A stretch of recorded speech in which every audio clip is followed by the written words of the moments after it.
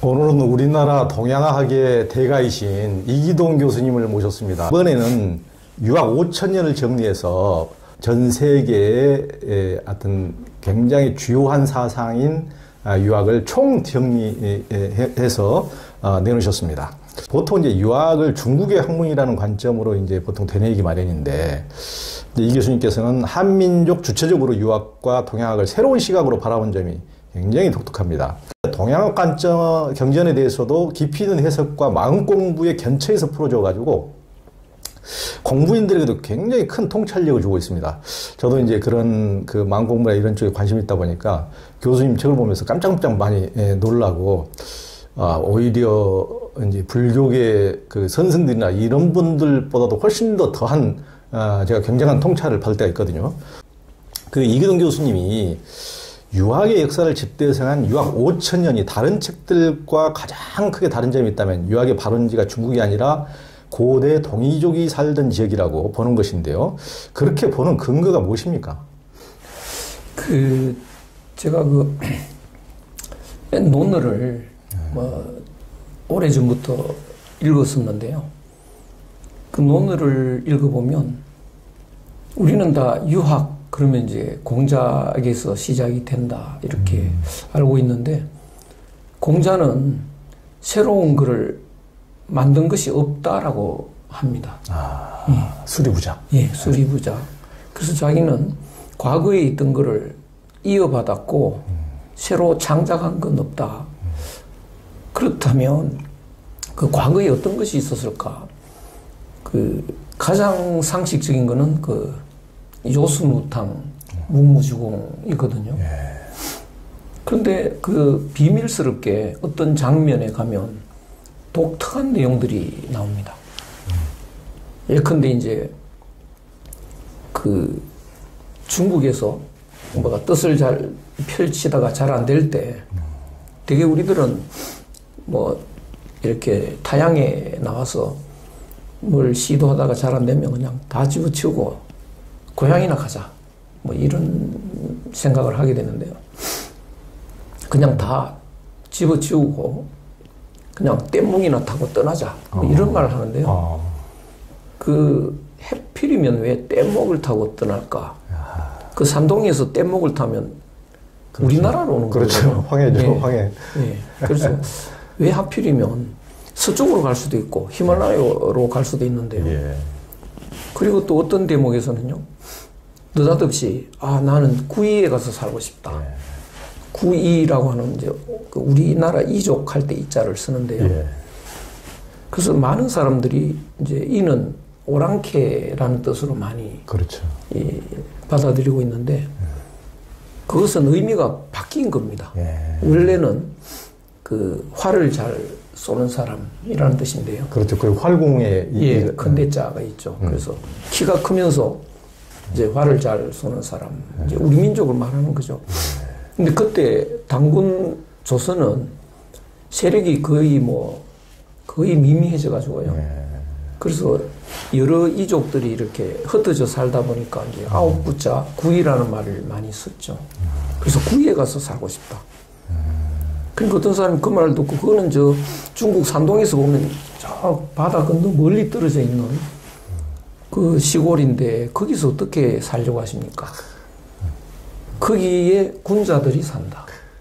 이런 말을 들어보면요, 공자는 제자들을 가르치는 목적이 군자 만들기입니다. 그래서 군자가 뭐냐, 굉장히 추상적인 개념인 줄 알았는데요. 구체적으로 한국인인 거죠.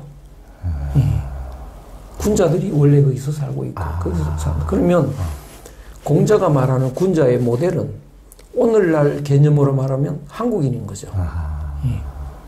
굉장히 놀라운 내용들인데요. 그래서 그러다가 보니까 이제 공자가 말하는 독특한 것이 있는데요. 전체의 사람들을 이제 두 부류로 나누어 놨습니다. 이제 인자와 지자 이렇게요. 인자가 뭔가 했더니 구체적으로 한국인을 지칭하는 이 별명이었더라고요. 예. 그 지자는 이제 그 서쪽에 사는 사람, 아하. 중국 서쪽 사람, 예. 이제 이쪽은 동쪽 사람. 서쪽 사람은 지자이고요. 아하. 동쪽 사람은 인자입니다. 예. 근데 인자가 이제 이 훨씬 더 문화가 앞서 있어서 인자를 이제 사람 인자라고 하고요. 예. 서쪽 사람들을 민자, 아하. 백성민 민자라고 민으로 이렇게 썼습니다. 아하. 쓰다가 도중에 인자는 귀족이라는 뜻이 되고요. 아하. 민은 서민이라는 뜻이 됐습니다. 아하. 그런 역사가 있는데 그래서 한국 사람을 그 인이라고 이제 동쪽에 사는 사람을 인이라고 하고 그 인의 별명을 이제 이 어질인자, 이 인자라고 했구나. 이제 그래서 보니까 왜 인자라고 했느냐 하면 사람이 두 사람이 있습니다. 그래서 한국 사람의 특징을 제가 최근에 와서 보니까 가장 큰 특징이 있는데요. 혼자 잘 안 다닌다는 겁니다. 아하. 식당에도 혼자 가는 사람이 드물고 술집에도 혼자 가는 사람이 드물고요.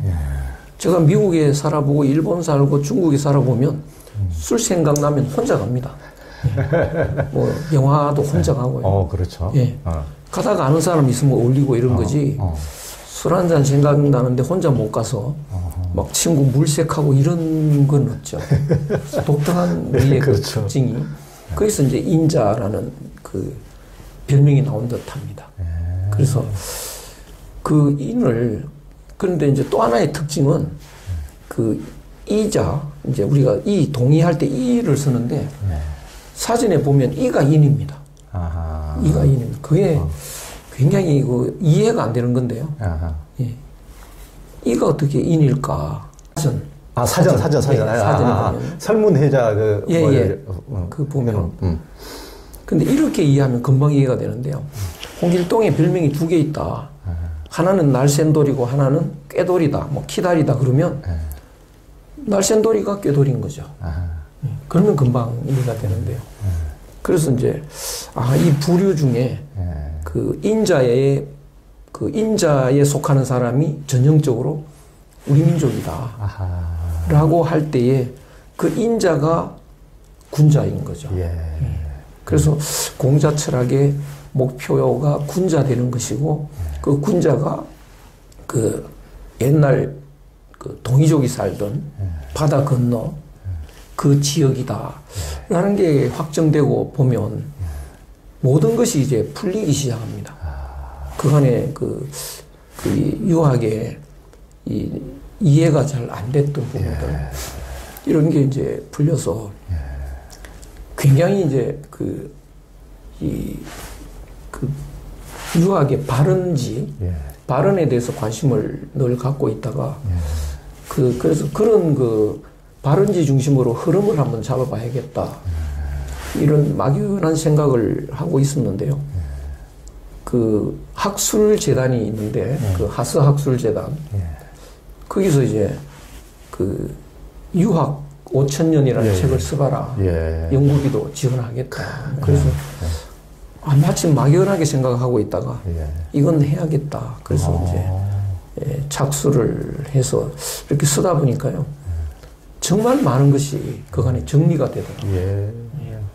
하스학술재단에서 정말 기념비적인 일을 하셨네요. 제가 그 책을 보니까 이 정말 5,000년 역사에서 우리가 너무 이제 외침도 많이 받고 하다 보니까 역사서나 이런 기록들이 너무 많이 실기가 되고 또 우리 스스로 주체의식이 너무 없이 너무 뭐 어떤 말을 들어도 긴가민가 우리 스스로가 우리 자주성, 자존감이 많이 상실되다 보니까 우리 다른 나라 같으면 조그마한 건덕지라도 있으면 그것을 뭐 침소봉대하고 난릴 텐데 우리는 그 중국 한서나 이런 데 다 기록이 위서나 있는데도 불구하고 잘 안 믿는 이제 이런 습속이 많은데 그걸 굉장히 근거를 가지고 명쾌하게 밝혀주시니까 저도 굉장히 놀랍고 반가웠습니다. 그러니 이제 우리 동방을 또 인방이라고 그러지 않습니까? 그러니까 근거를 보면 옛날부터 지금도 뭐 양궁하면은 대적할 때가 없지만은 한국은 그냥 그 뭐 한국 양궁 그 꼴등이 외국에서 1등을 할 정도로 네. 그 정도로 그렇죠. 활이라면 네. 이제 대단하지만은 그러니까 오랑캐 이자라고 오랑캐라고 폄하해서 나중에 이렇게 겸하해서 그 글자를 왜곡해서 부르긴 했지만은 큰 활이란 뜻의 이자 네. 그게 이제 주몽이나 네. 안시성의 양만춘이나 이런 사람들이 그때 당시에 얼마나 활을 잘 쳤습니까? 그런 우리 민족의 어떤 동이족의 어떤 특성들을 잘 보여주고 그것이 또 어질인자, 사람인자 이렇게 연결된 맥락이다. 굉장히 여하튼 또 추가적으로 그 얘기를 좀 들어보도록 하겠습니다.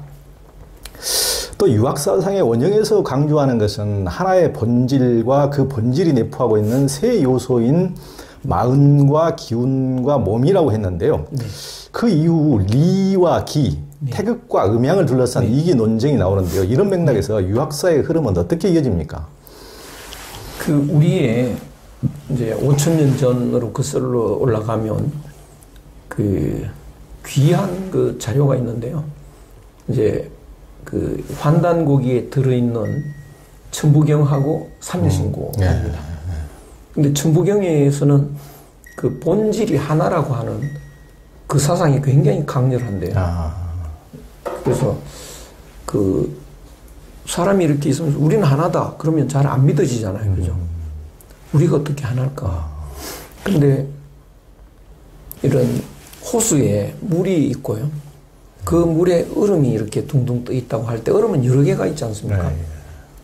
그런데 본질은 다 물이거든요. 그러니까 모든 얼음이 본질에서 보면 차이가 없는 물인데 그 본질을 강조하는 거죠. 그래서 한국 사람은 옛날부터 그 본질을 추구하는 그런 습성이 있었던 것 같아요. 본질이 근본이니까 지금도 뭐 근본 이런 이야기 하고요.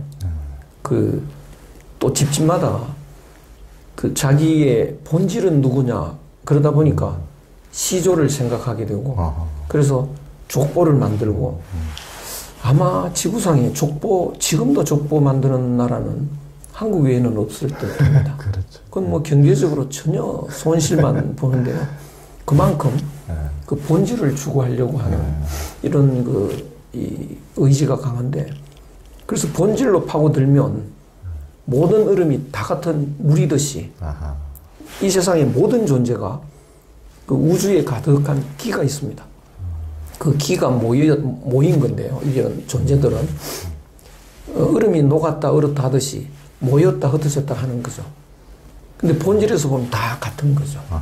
그 사상이 이제 기본으로 깔려 있고 그리고 현실적으로도 또 본질이라는 걸 우리가 하나라는 걸 또 증명합니다. 예컨대 뭐 그 닭과 달걀이 하나다. 그 어떻게 증명하느냐? 닭이 있고 달걀이 있는데요. 그런데 그 달걀 속에 닭이 있은 적이 있습니다. 21일 동안에. 그렇죠. 그거는 닭이면서 달걀이죠. 그래서 그 달걀 속에 있었던 그 21일간이 닭과 달걀이 하나로 연결되어 있다는 연결고리가 되는 거죠. 사람은 그 어머니 뱃속에서 10달 있었는데요. 그 10달간은 어머니와 내가 하나라는 그 하나가 되는 기간이죠. 그래서 그 10달을 우리는 굉장히 중요하게 생각합니다. 그 10달로 말미암아서 이제 부모가 내가 하나인데요. 부모가 내가 하나면 형과 부모도 하나죠. 나와 형이 하나죠. 삼촌과 내가 하나죠. 사촌과 하나죠. 이렇게 퍼져나가서 모두가 하나라는 그런 증명을 하는 거죠. 그래서 우리나라 사람은 애가 하나 나오면요.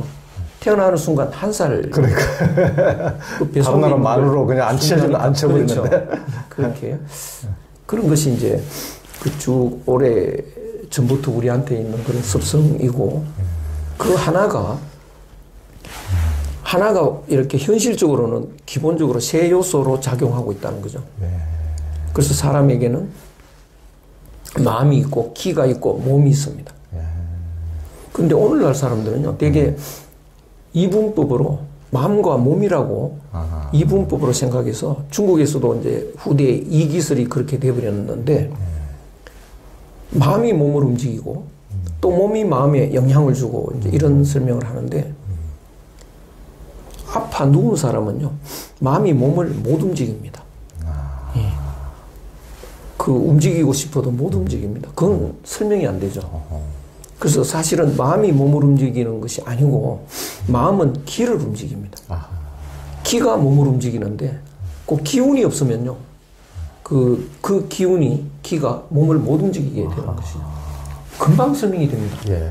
그래서 그 세 요소로 보는 것, 이 세 요소가 그 중국에 흘러 들어가서 맹자 때까지 설명이 나옵니다. 그런데 이제 그 이후에 이기설이 되면서 두 요소로 돼버렸다고요. 그러니까 니는 이제 마음의 본질인데 기와 몸이 그냥 기로 돼버렸으니까 이게 섞여버렸습니다.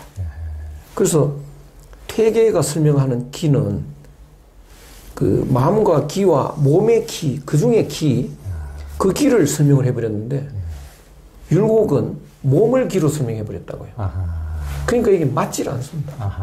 그래서 그거를 세 요소 중에 기를 퇴계가 기로 봤고 몸을 율곡이 기로 봤다면 그 서로 이 이론이 서로 이제 잘못될 게 하나도 없는데요. 그 이제 똑같은 키로 보면 퇴계가 맞으면 율곡이 틀리고 율곡이 맞으면 퇴계가 틀리고 지금까지 논란하고 있는데 그 이 본질적인 세 요소에서 보면 아무 문제가 없습니다. 그래서 그런 것들이 그것뿐만이 아니고요. 굉장히 많습니다. 그런 게요. 예컨대 뭐 화담은 서경덕 선생은 이제 기론자라고 해가지고요. 이제 유물주의로 다들 그렇게 알고 있죠. 그래서 북한에서도 서화담을 굉장히 높이 평가하는데요.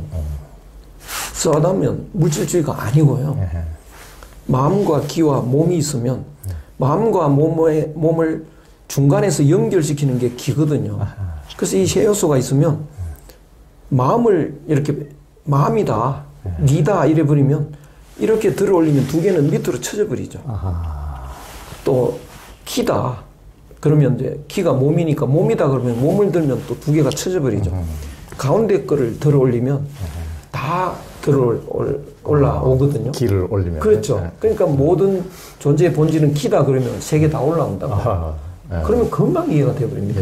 그래서 그간에 이 지금까지 안 풀리는 문제들 다 풀리고요. 중국의 문제 뭐 이렇게 쉬운데 우리가 그 발언지를 그거를 이제 그거를 참조하지 않았기 때문에 지금까지 헷갈리고 있는 거죠.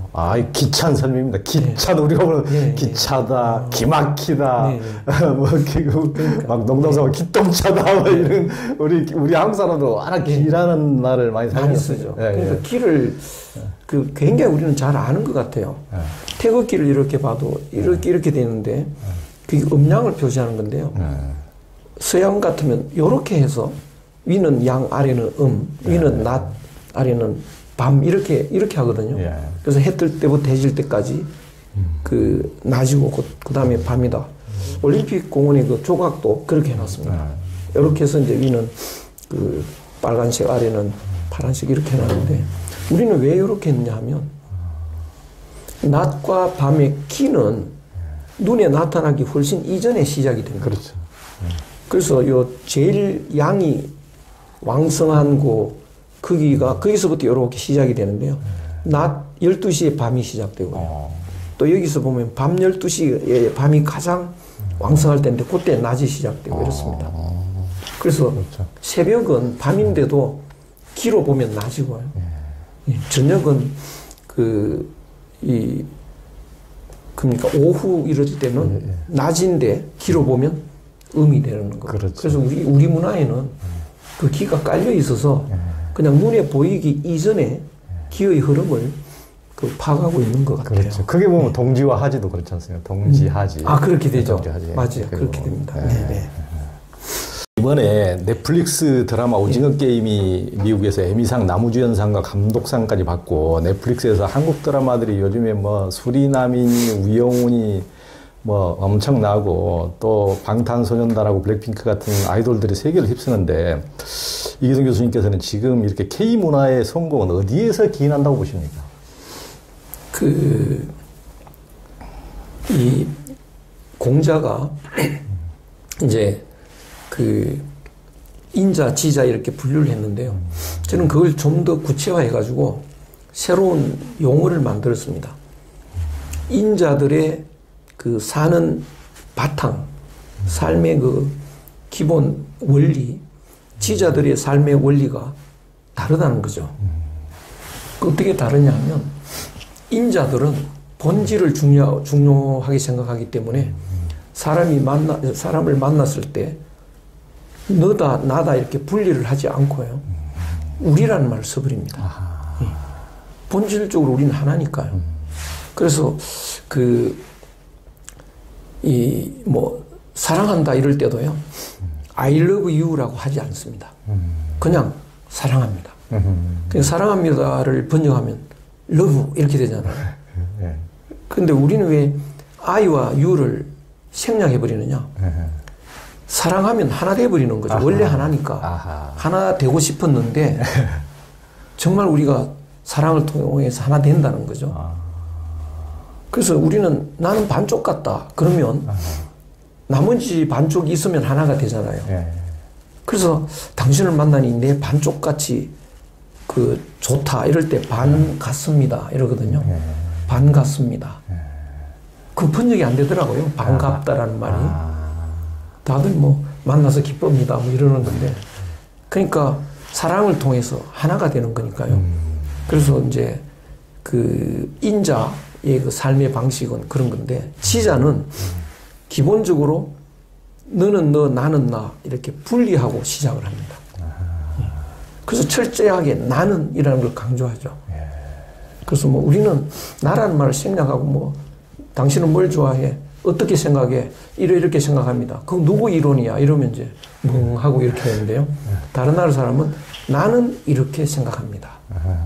꼭 나라는 걸 넣죠. 근데 우리는 이제 나라는 걸 빼고 우리가 하나니까 그런 게 있는데, 그래서 그런 삶의 바탕을 저는 이제 형상판이라고 이제 판 이론으로 만들어가지고요. 형상판에 사는 사람.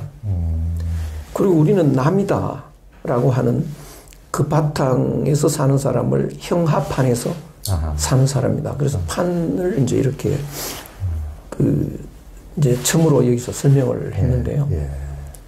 그 형하판에 사는 사람들은 이제 우리가 남끼리 사니까 기본적으로 삶은 경쟁이고요. 그렇죠. 경쟁을 하면 이런 물질적인 게 발전을 합니다. 그리고 이기기 위한 도구, 무기 이런 것도 이제 발달을 하고요. 그렇게 되는데 너무 경쟁을 많이 하다 보면 내 거를 너무 이제 챙기다가 보면 너와 나는 이렇게 멀어진다고요. 자꾸 멀어지다 보면 사람이 외로워지기 시작합니다. 그리고 경쟁에서 최고로 이기는 법은 상대를 죽여버리는 거거든요. 경쟁자를. 그래서 이제 이런 이 경쟁자를 죽여버려야 속이 시원한, 남을 밟아야 내가 성공한다, 이런 이론을 갖고 있는데, 우리가 각각 남남이라고 하면 이제 나라고 하는 존재는 10명이 모이면 10분의 1이고요. 100명이 모이면 100분의 1이죠. 70억, 지구상에 70억 인구 중에는 나는 70억 분의 1밖에 안 됩니다. 너무나 왜소하죠. 그러니까 거의 0에 가까운 존재니까요. 나도 그렇고 너도 그렇고 다 그렇죠. 그러니까 사람 하나 죽이는 것은 0을 없애는 거니까요. 별 문제가 안 됩니다. 근데 그 사람이 내 경쟁 상대다, 투쟁 상대다 이러면요, 죽여버리고 싶은 거죠. 그래서 이제 죽이면 이제 잡혀가니까요. 증거 없이 죽이려는 연구를 많이 하죠. 그래서 우리는 그렇게 되면 친구끼리 만나도요, 경쟁이 치열해지면 친구가 아닙니다.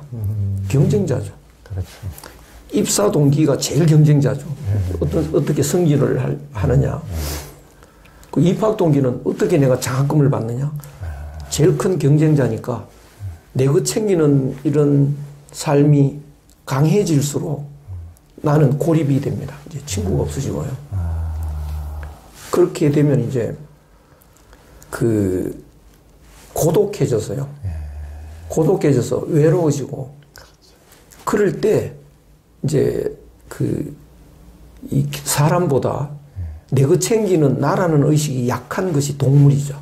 그래서 개하고 노는 게 훨씬 더 이제 마음이 편하고 뭐 이렇게 되는데 이것이 일반화되면 그 물질 챙기는 그 형합판의 삶에 한계가 오는 겁니다.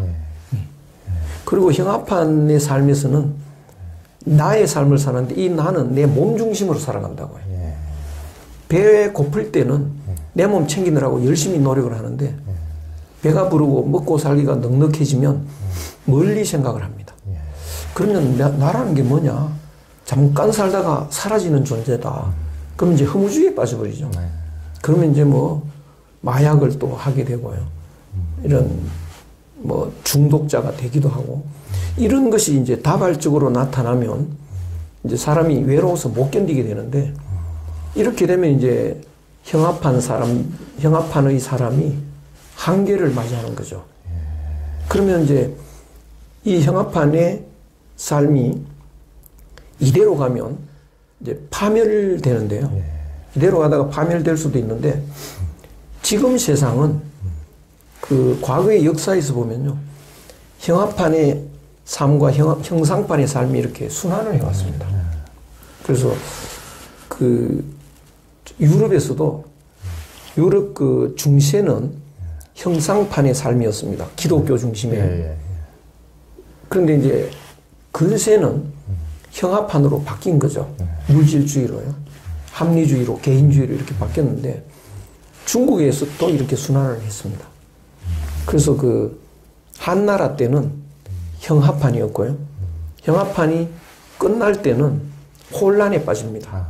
이제 판가리를 해야만 되니까 그 판이 충돌했다가 이렇게 판이 바뀔 때 엄청난 혼란이 빠지는데요. 그때 위진남북조라는 대혼란기에 빠졌죠. 그때 이제 형상판으로 다시 혼란을 거쳐서 바뀌는데요. 그래서 그때 바뀐 것이 그 형합판을 바꾼 것이 이제 불교의 그 석가모니의 자비사상인데요.